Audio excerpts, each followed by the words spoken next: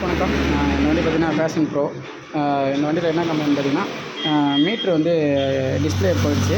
இதில் எல்லாமே ஒர்க்கிங்கில் இருக்குது. இந்த ஃபிலிம் மட்டும் ஒர்க் ஆகலை. அதை மட்டும் இப்போ நம்ம வந்து அமேசானில் வந்து ஆர்டர் போட்டு இந்த ஃபிலிம் மட்டும் வாங்கியிருக்கோம். இந்த ஃபிலிமோட ரேட்டு பார்த்திங்கன்னா ரூ. 500 வருது இந்த ஃபிலிமு. இதை வந்து இந்த மீட்டரில் வந்து பொருத்தி இதை செக் பண்ணி பார்க்க போகிறோம். நன்றி, வணக்கம். அனைவருக்கும் வணக்கம். இது பார்த்திங்கன்னா இப்போ மீட்ரு கழட்டியாச்சு. இதில் பார்த்திங்கன்னா இந்த டிஸ்பிளே தான் நமக்கு வந்து ஃபால்ட்டு. இதில் லைட்டு எல்லாமே எரியுது. ஆனால் மீட்ரு எல்லா சிம்மிலும் இருக்குது. இப்போ டிஸ்பிளே மட்டும் பிரித்து அந்த ஃபிலிம் மாற்ற போகிறோம். நன்றி.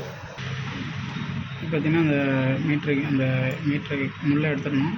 அடுத்து இந்த கவரை ரிமூவ் பண்ணிடணும். அடுத்தது இந்த டிஜிட்டல் மீட்ரு கீழே இந்த கிளிப் இருக்கும். இதை நாலுத்தையும் நேராக்கி இந்த மீட்டரை வந்து நம்ம வெளியில் எடுக்கணும். இப்போ பார்த்திங்கன்னா இந்த மீட்ரு டிஜிட்டல் மீட்ரு வந்து எடுத்தாச்சு. இந்த 4 கிளிப்பையும் வளைச்சி விட்டு எடுத்தாச்சு. பார்த்திங்கன்னா இந்த லாக் எடுத்தாச்சு. அது அந்த கிளாஸு இதுக்குள்ளே வர அந்த லப்பர் இதான் அந்த ஒயரிங் கனெக்ஷன் மாதிரி இருக்கும். இது வந்து எப்படி வேணால் போட்டுக்கலாம். இப்போ இந்த ஷீட்டு தான் வந்து நமக்கு வந்து போயிடுச்சு. இந்த ஷீட்டு தான் வந்து நம்ம ஆர்டர் போட்டு வாங்கியிருக்கோம். இந்த ஷீட்டு தான் இருக்குது.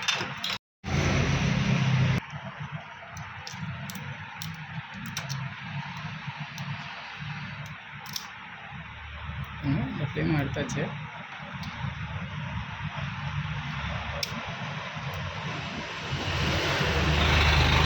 ஒரு க்ளீனர் ஏதாவது ஒன்று அடிச்சுட்டு இவ்வளோ நைஸ் பிளேடால் அது உள்ள அதை ஒட்டின அந்த கம்மை வந்து நம்ம எடுக்கணும்.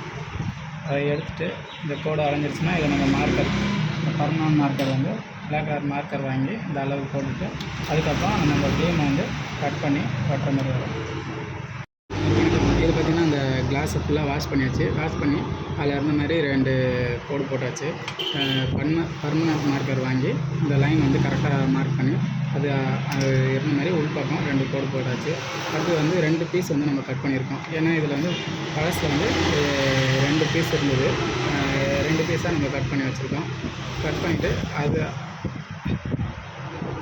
அதனோட அளவில் இப்போ வச்சாச்சு. இப்போ இதில் வச்சுட்டு அடுத்து நம்ம இந்த அடுத்த பீஸ் ஒரு பீஸ் பேக்கில் வச்சுட்டு ஒரு பீஸ் ஃப்ரண்ட்டில் வைக்கும்போது நமக்கு வந்து ஆரஞ்சு கலராக இருக்கணும். அதுவே இப்படி வைக்கும்போது நமக்கு ப்ளூ கலராக இருந்ததுன்னா அப்போ அது வந்து டிஸ்பிளே வந்து ஒர்க் ஆகாது. இப்போ நம்ம இந்த ஆரஞ்சு கலர் வர மாதிரி நம்ம அதை செட் பண்ணணும். பேக்கில் வந்து நம்ம எப்படி வேணால் வைக்கலாம். பேக்லேயும் அதே போல் ப்ளூ கலராக வந்தால் வைக்கக்கூடாது. அதே போல் ஆரஞ்சு கலர் வந்தால் நமக்கு வைக்கணும் கரெக்டாக. நன்றி. இதை வந்து செட் பண்ணிவிட்டு ஒரு மீட்டர் அசம்பிள் பண்ணிவிட்டு ஒரு தகவல் சொல்கிறோம். நன்றி. இப்போ இது செட் பண்ணியாச்சு. இது வந்து ரெடி பண்ணியாச்சு. இப்போ போட்டு சாவி ஆன் பண்ணி பார்க்க போகிறோம்.